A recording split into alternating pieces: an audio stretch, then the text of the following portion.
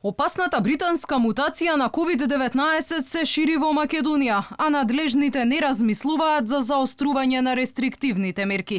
Наместо да се следи примерот на западноевропските земји каде масовно се затвораат границите, за влез во Македонија не е потребен ниту негативен ПСР тест. Надлежните се децидни. Мерките давале резултат. Многу земји ги затворија границите, односно ги откажа летовите кон Велика Британија, па и во тие земји се појави британскиот вирус, така наречен, што може да е знак дека практично го има во цела Европа и дека воопшто не е проблем патувањето или летовите, туку локалната трансмисија на мутација на вирус која што може да се јави секаде, а мутација на РНК вирусот не е ретка појава, често се јавува, секогаш кога вирусот ќе најде некаква пречка во смисла и во наш контекст превентивни мерки и така натаму, може да мутира со цел и понатаму да се пренесува.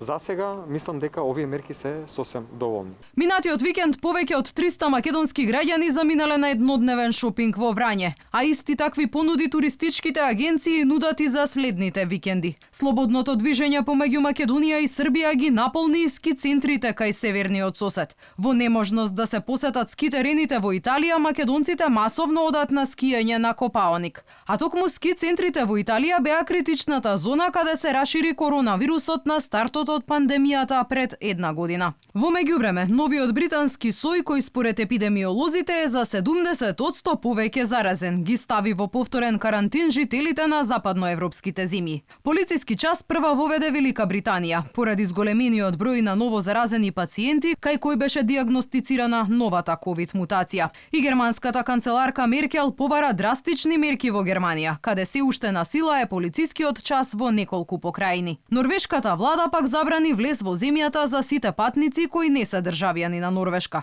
И Чешка одлучи да воведе забрана за влез во државата на странци. Франција пак ги затвори границите за патниците кои не се дел од Европската унија.